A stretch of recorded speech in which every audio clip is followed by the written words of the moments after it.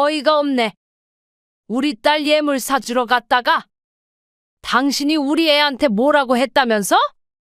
당신 내가 어디 가서 이렇게 예쁜 며느리 얻을 수 있을 것 같아? 대단한 집안 아들내미들도 우리 딸이랑 결혼하고 싶어서 줄을 섰어? 줄을. 주제도 모르고 어디서 고상한 척이야? 저기요? 그렇게 좋은 혼처가 있었으면 그쪽 알아보세요. 저희 영원이도 당신네 딸한테 절대 빠지는 데 없어요. 저야말로 우리 아들이 좋다 그래서 이것저것 따져보지도 않고 결혼시키려고 했던 거예요. 그런데 이런 집인 줄 알았으면 진작에 반대하는 건데 후회되네요. 뭐? 당신 내가 그렇게 잘났어? 그쪽에서 파혼하기로 했으니까 우리 딸한테 사준 예물은 못 돌려줘. 1,000만 원도 훨씬 넘는다면서? 아무튼간 우린 그거를 위자료라고 생각할 테니까 그런 줄 알아. 오늘 이야기 속 주인공은 63세 김수희 씨입니다. 그리고 그녀의 33세 아들 이영원에 관한 이야기입니다. 김 씨는 바로 얼마 전까지만 하더라도 아들의 결혼에 대한 설렘이 있었습니다. 공부만 하던 약사 아들은 몇 년 전에 약국을 차렸습니다. 그리고 자리 잘 잡고 안정적인 딱 좋을 때 결혼을 하게 되어 좋았습니다. 직업은 어린이집 선생님이에요. 어머, 그러니? 네, 그런데 결혼하면 집에서 애들 키우면서 살고 싶대요. 괜찮으시죠? 내가 괜찮고 안 괜찮고 할 게 뭐 있어? 애들이면 몇 명? 글쎄요, 애를 좋아한다니까. 엄마는 좋지. 아주 그냥 손자, 손녀 북적북적하면 좋겠어. 김 씨는 남편도 외아들이고 아들도 외아들이라 명절이 되어도 그런 기분을 느낀 적이 없어서 늘 아쉬웠습니다. 김 씨도 워낙 아이들을 좋아하기 때문에 예비 며느리가 어린이집 선생님이고 아이들도 많이 낳고 싶다고 하니 반가웠습니다. 요즘 젊은 사람들이야 하나도 안 낳기도 한다니까 개인적으론 참 다행스럽단 생각을 했습니다. 아들이 아이를 안 갖겠다면 어쩔 수 없겠지만 그래도 손주를 보고 싶은 마음이 없을 수는 없었기 때문이었죠. 그리고 결혼 이야기가 오가고 얼마 안 있어서 아들이 여자친구를 데리고 집에 왔습니다.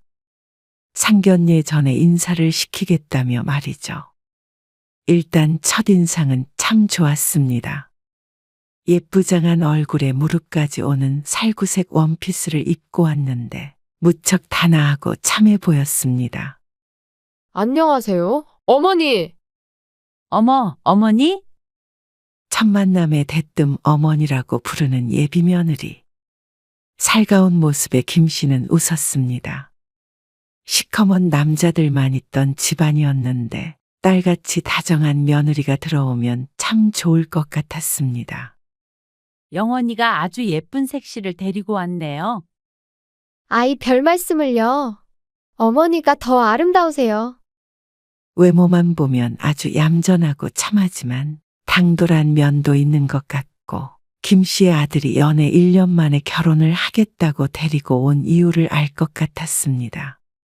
우리 아들이 지난번에 사돈될 분들이랑 다 같이 여행도 다녀왔다고 하더라고요. 아, 네. 저희 엄마 아빠가 너무 원하셔서. 영원이가 아가씨 부모님 마음에 들었는지 모르겠네요. 워낙 애가 무뚝뚝해서. 아니에요. 저희 부모님이 정말 좋아하세요. 벌써부터 오빠한테 사위라고 불러요. 아, 그래요? 네, 약서 사위라고. 동네에 엄청 자랑하고 다니시고요. 아직 상견례 전인데도 그렇게 자랑한다니 조금 당황스러운 마음도 있었고 은근히 기분이 좋기도 했습니다. 내 아들 잘났다는데 싫어할 부모는 없겠죠. 그렇게 예비 며느리와의 첫 만남 이후 보름 뒤에 상견례를 했고 내년 봄에 결혼을 하기로 했습니다. 그리고 김 씨는 예비 며느리에게 예물 반지를 해주기 위해서 오늘 함께 백화점에서 만나기로 했습니다. 아들도 오늘은 일찍 퇴근한 뒤에 합류하기로 했죠. 김 씨가 먼저 도착해서 백화점 1층에서 예비 며느리를 기다렸습니다.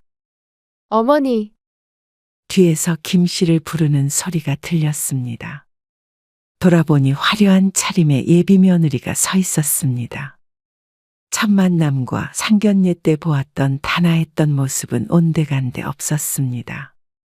옷차림도 번쩍번쩍 보석이 박힌 미니스커트에 장신구도 큼직한 것이 멀리서 봐도 눈에 띄었습니다. 몰라볼 뻔했어요. 그러자 예비 며느리가 쑥스러운 듯 말했습니다. 백화점에 왔으니까요. 백화점과 화려한 차림새가 무슨 상관인가 싶어 의아해하는데 예비 며느리가 말했습니다. 어머니, 그리고 말 놓으시라니까요. 소라라고 이름으로 불러주세요. 아, 그렇지. 내가 버릇이 안 돼서. 소라야. 네, 어머니. 애교스러운 대꾸에 김 씨도 웃었습니다. 지난번 상견례 때 만나서 말을 편하게 하기로 했는데 잊고 있었습니다. 잘 됐어요. 안 그래도 백화점에서 환불받아야 할 게 있어서 한번 와야 됐거든요. 그러면서 가방을 툭툭 치는데 가방 속에 환불받아야 하는 게 들어있는 모양이었습니다. 그럼 그것부터 지금 받으러 갈까? 아니요. 먼저 반지부터 고를래요. 오빠는 언제 온대요? 1시간 안에 도착한대. 우리끼리 먼저 보고 있을까?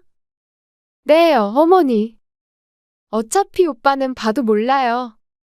그건 그렇지.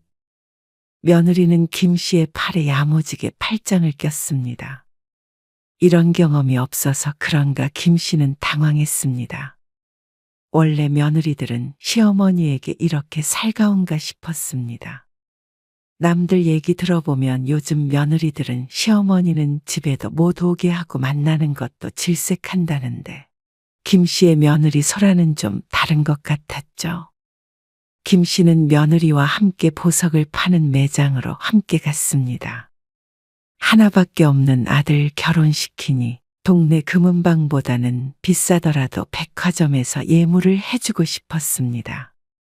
며느리는 무척이나 들떠 보였습니다. 이거 너무 예쁘지 않아요? 그러네. 예쁘다. 잘 어울릴 것 같아? 어머머, 이것도 진짜 예뻐요. 뭘 골라야 할지 모르겠네. 반지와 목걸이, 귀걸이 세트를 보는데 김 씨가 보아도 우아하고 아름다운 것들이 많았습니다. 김 씨가 결혼할 때는 시댁에 여유가 없어 이런 걸 받아본 적이 없는데 이제 김 씨네는 먹고 살만 하니 며느리에게는 좋은 것을 해주고 싶었습니다. 그렇게 한참 구경하던 며느리가 매장을 한 바퀴 빙 돌더니 말했습니다. 어머니, 저는 저게 제일 예쁜 것 같아요. 다른 보석들과는 다르게 단독으로 진열이 돼 있는 상품을 가리키며 말했습니다. 보석을 잘 모르는 김 씨가 보아도 대단히 고급스러워 보였죠. 어머, 고객님. 보는 눈이 남다르시네요. 이게 저희 매장에서 현재 제일 최상위 라인 주얼리예요. 김 씨는 며느리가 가리키는 보석 쪽으로 걸음을 옮겼습니다.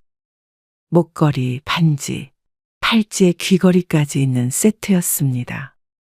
각 장신구마다 박혀있는 보석은 언뜻 보아도 다이아 같았습니다. 그리고 다른 상품들과는 다르게 가격표도 없었죠. 이게 얼마죠? 그러자 직원이 친절하게 가격을 말해주었고 김 씨는 깜짝 놀랄 수밖에 없었습니다.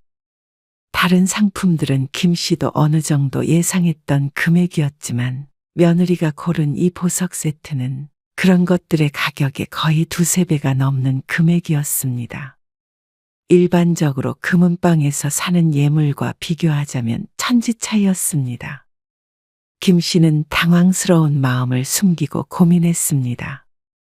이걸 사준다고 기둥뿌리가 뽑히진 않겠지만 그래도 쉽게 지출할 수 없는 예상치 못한 큰 금액이었습니다. 남편도 며느리 원하는 거면 뭐든 사주라고 했지만 금액을 들었다면 그런 말은 쉽게 꺼내지 못할 듯 했습니다. 솔직한 심정으로는 이 정도까지 비싼 것이 필요할까 싶었습니다. 물론 좋은 걸 사준다고 백화점에 데리고 온 건 김 씨 본인이었지만 이 정도 금액이라면 좋은 걸 넘어서서 대단히 사치스러운 정도였습니다. 디자인도 무척이나 화려해서 평소에는 하고 다니기 부담스러워 보이기도 했고 말이죠. 연예인들이 시상식에나 하고 나와야 할 듯한 장신구들이었습니다. 그리고 장신구에 이 정도를 쓸 거면 차라리 집 살 돈에 보태는 게 여러모로 좋을 것 같았습니다. 하지만 김 씨가 예비 며느리의 표정을 보자 그 말들이 쏙 들어가 버렸습니다. 사진 찍어도 돼요? 그럼요, 고객님. 사진은 왜?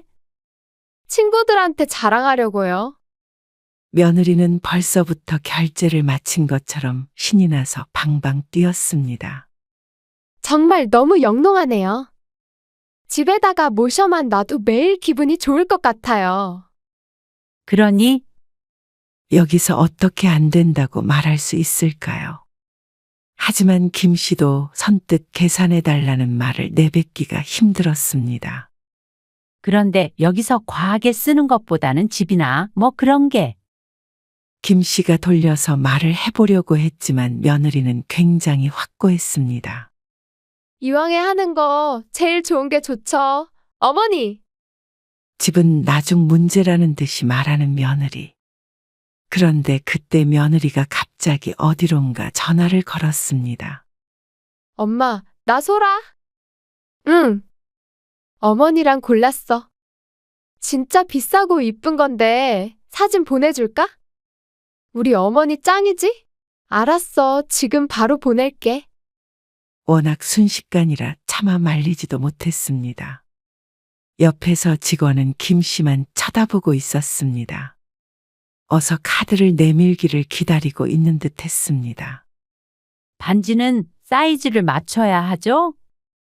김 씨가 말하자 직원이 며느리의 사이즈를 재보겠다고 했습니다. 어머니, 감사해요. 지금 친구들한테도 자랑했는데 난리가 났어요. 며느리는 무척이나 뿌듯한 표정을 하고 있었습니다.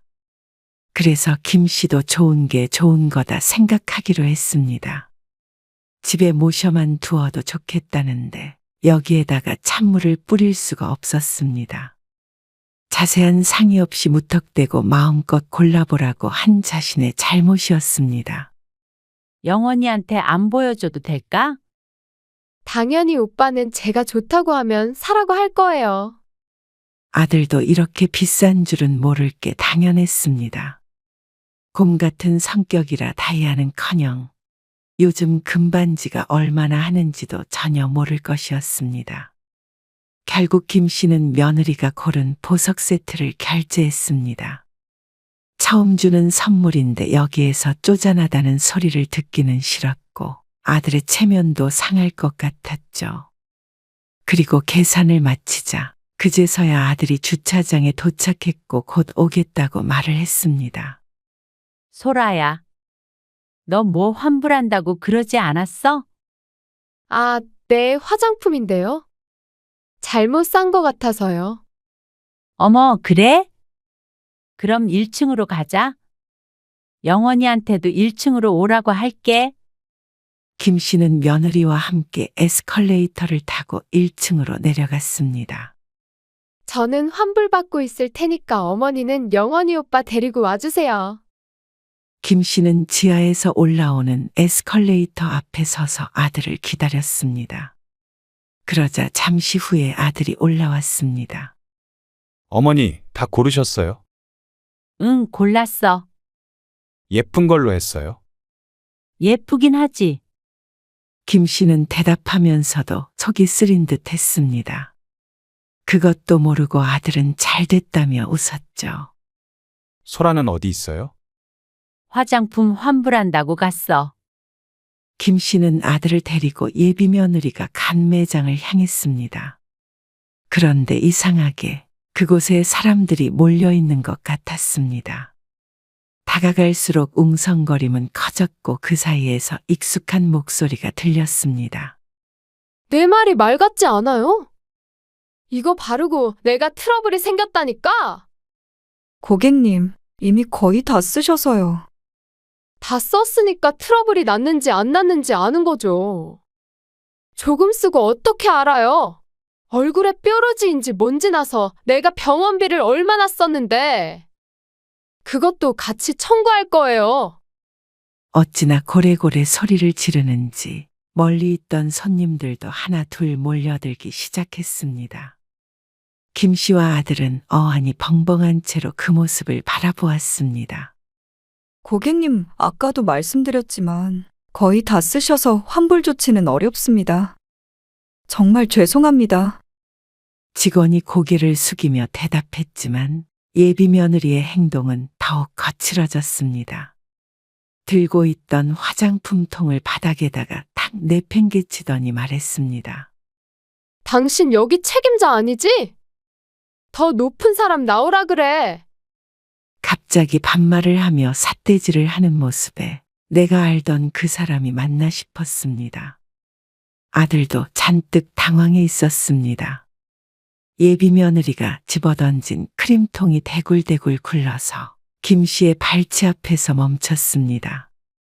김 씨가 그 통을 들어 안을 보자 정말 한두 번 쓸 양밖에 남아있지 않았습니다.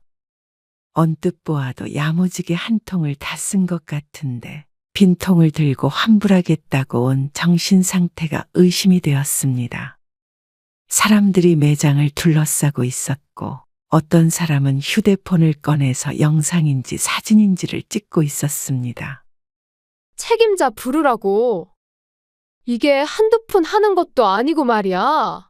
고객 서비스가 이런 식이면 다시는 여기 화장품 못 쓰지. 트러블 생기게 하고 환불도 안 해주는 브랜드라고. 내가 인터넷에 올려버릴 거야. 김 씨는 쥐구멍이라도 들어가고 싶은 심정이었습니다.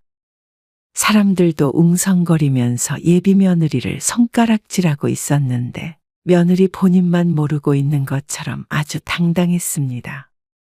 김 씨는 아들을 쳐다보았습니다. 아들도 꼭 귀신을 본 듯한 표정이었죠. 나중에는 보안요원까지 도착했습니다. 그 사이에 예비 며느리는 반말을 넘어서서 차마 입에 담지 못하는 흉한 말도 내뱉고 있었습니다. 그 직원은 눈물을 훔치고 있었고 그에 더 기세등등해진 예비 며느리가 집어던진 통을 찾으려고 두리번 거리다가 김 씨와 눈이 마주쳤습니다. 어머니, 설아가 김 씨를 부르자 김 씨는 자기도 모르게 한 발자국 뒤로 물러났습니다. 이제는 구경하던 모든 사람들이 김 씨를 쳐다보고 있었습니다. 얼굴이 불타고 있는 것처럼 시뻘개졌습니다. 그리고 그제서야 정신을 차린 아들이 예비 며느리를 말렸습니다. 소라야, 무슨 일 때문에 이러는 거야? 아니, 오빠? 저번에 나 얼굴에 뾰루지 났던 거 알지? 그거 이거 바르고 난 거란 말이야. 그래서 환불 받으려고 했더니 썼던 거라서 안 된다잖아. 이게 말이 돼? 그거 볼에 하나 났던 거. 김 씨가 보아도 지금 며느리의 피부는 뽀얗고 잡티 하나 없어 보였습니다. 그래서 내가 얼마나 고생했어? 병원 다니고. 그냥 가자. 내가 다른 거 사줄게. 아니, 사는 게 문제가 아니라? 기분이 나쁘잖아. 사람들 다 쳐다본다. 그냥 가자. 아들이 팔을 붙잡았지만 며느리는 아들의 손을 잡아내렸습니다. 오빠는 이 상황에서 내 편을 들어야 되는 거 아니야? 그렇죠, 어머니. 그러면서 다시 한번 김 씨를 쳐다보자 김 씨는 또다시 창피함에 도망치고 싶었습니다. 당신 이름 뭐야? 김면? 내가 돈 때문에 그러는 것처럼 그러는데 당신 내가 꼭 항의해서 단단히 교육시켜 줄 테니까 그런 줄 알아. 얼른 사과 못해. 김 씨는 더는 지켜보지 못하고 그 사이에 끼어들었습니다. 고개 숙여 사과하려던 우는 직원을 가리며 예비 며느리에게 말했죠. 소라야, 이렇게 소란 피우지 말고 얼른 가자. 아까 보니까 화장품도 다 썼고, 얼굴도 큰 문제 없는 것 같은데, 영원히 말대로 내가 더 좋은 걸로 사줄게. 시어머니 될 사람이 말리는데도 소용이 없었습니다. 아주 막무가내였는데 꿈에 나올까 무서운 모습이었습니다. 아니에요. 어머니, 제가 돈이 없어서 그러는 게 아니라요. 제가 불의를 보면 원래 못 참는 성격이에요. 확실히 말을 해줘야 다른 손님한테도 같은 실수를 안 하죠. 그러자 참다 못한 아들이 화를 냈습니다. 이제 그만하고 가자고. 엄마도 계신데 꼭 일을 이렇게 크게 만들어야 돼. 화장품 때문이 아니더라도 얼굴에 뭐는 날 수도 있는 거 아니야? 그 화장품 한 통을 다 쓰는 동안 왜 안 왔어? 오빠, 지금 나한테 화낸 거야? 김 씨가 서둘러 둘을 말렸습니다. 이제는 흡사 동물원의 원숭이가 된 기분이었습니다. 이러다가는 내일 신문에 나란히 셋이 실릴 듯 했죠. 제발 그냥 가자. 소라야, 내가 이렇게 부탁해. 김 씨는 겨우 예비 며느리를 뜯어 말렸습니다. 죄송합니다. 저희가 데리고 갈게요. 그러자 설아를 끌어내려던 보안 요원도 돌아갔습니다. 그리고 울고 있는 직원에게는 다시 한번 김 씨가 사과를 했습니다. 너무 죄송합니다. 아니에요. 직원은 한시라도 빨리 김 씨네가 자리를 떴으면 하는 눈치였습니다. 그러자 예비 며느리가 무척이나 못마땅해 했습니다. 하지만 이렇게 사과만 하고 돌아갈 수 있다면 다행인 상황인데 그걸 모르고 투덜댔습니다. 어머니, 이런 데서 얕보이면 안 돼요. 좋은 날이라서 참는데 요즘에 손님한테 갑질하는 직원들이 얼마나 많은데요. 그러자 김 씨는 며느리의 옷차림이 이해가 갔습니다. 누가 누구에게 갑질을 했다는 건지 몰랐습니다. 며느리는 한참을 훈계하듯이 말했습니다. 방금의 상황을 자신의 장점으로 생각하는 듯해서 무섭기까지 했습니다. 부당한 건 못 참고 손해보지 않는 성격이라며 포장을 했지만 김 씨가 보기엔 그저 과시욕이 큰 쌈닭인 듯 했습니다. 김 씨도 말을 잃어 대답하지 않았고 아들도 화가 났는지 표정이 무척이나 굳어 있었습니다. 아, 배고프다. 오빠, 우리 맛있는 거 먹자. 오늘 어머니가 진짜 예쁜 목걸이 사주셨는데 괜히 기분 망쳤다. 그치? 기분 전환 좀 해야겠어. 그쵸, 어머니? 다시 한번 김 씨의 팔에 팔짱을 끼며 말하는데 김 씨는 소름이 돋는 것 같았습니다. 백화점을 빠져나오는데 자신들을 알아본 사람들 몇몇이 손가락질을 했습니다. 김 씨는 빠른 걸음으로 주차장으로 향했습니다. 한참을 김 씨도 아들도 말이 없으니 설아도 그제서야 분위기를 눈치챈 듯 했습니다. 설마 오빠랑 어머니도 제가 잘못됐다고 생각하시는 거예요? 원래 이러면 환불 다 해줘요. 여기가 이상한 거예요. 저는 제 정당한 권리를 찾으려고 한 거고요. 김 씨는 상식적으로 이해가 되지 않았습니다. 설령 설아의 말대로 화장품에 문제가 있었더라도 이런 식으로 처리하는 건 정말 교양 없고 무식해 보였습니다. 그것도 문제가 있을 때 말이죠.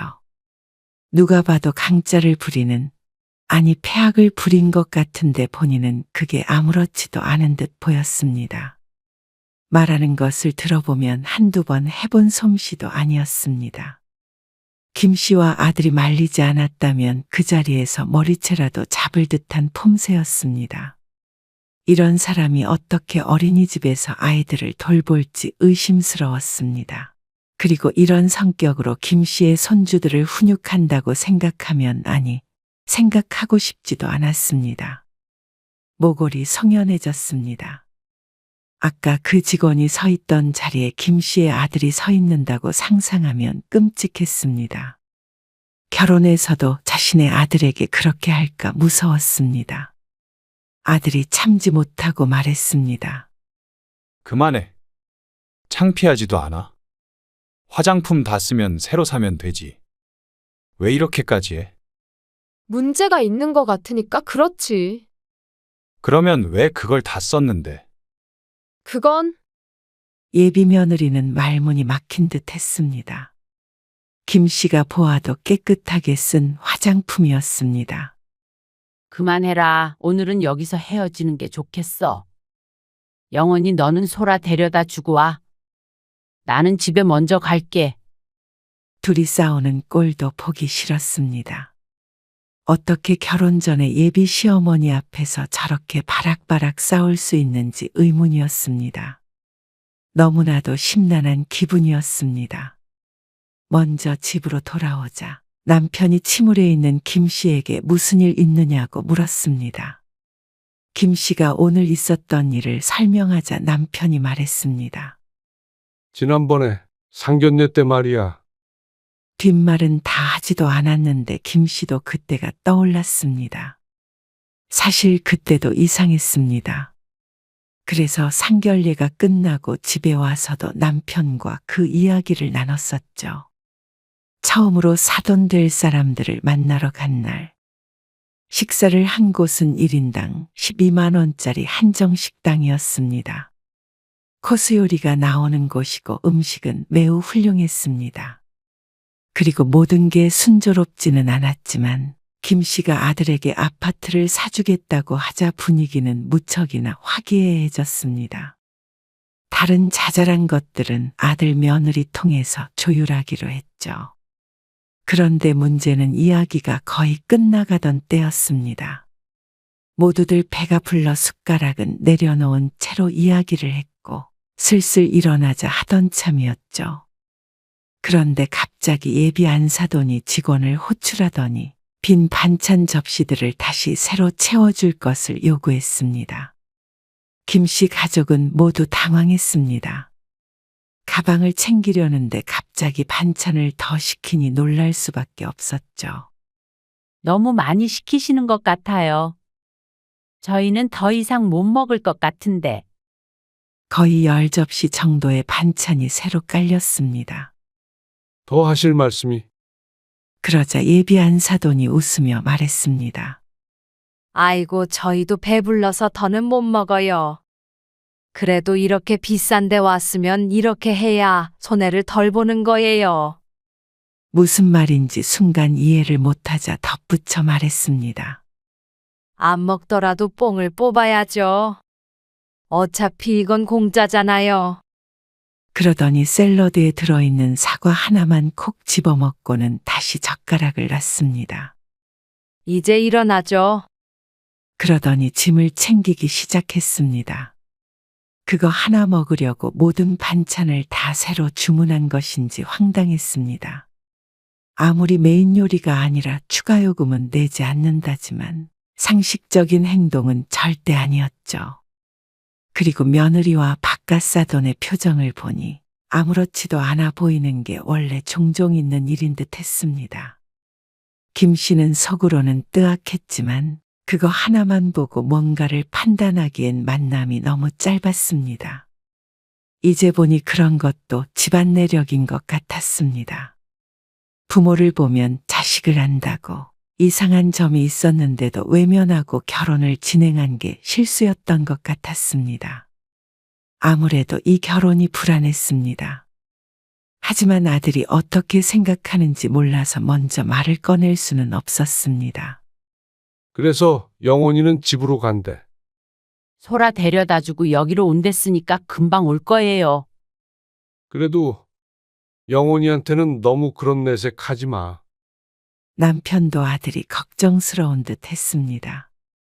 김 씨도 마찬가지였습니다. 아까 표정을 보니 김 씨보다도 충격을 받은 듯 했습니다. 조금 지나자 아들이 집으로 들어왔습니다. 표정이 침울한 것을 넘어서서 비통해 보이기까지 했습니다. 나라라도 잃은 표정이었죠. 딱 봐도 크게 싸운 것 같았습니다. 저 이 결혼 다시 생각해봐야 할 것 같아요. 죄송해요.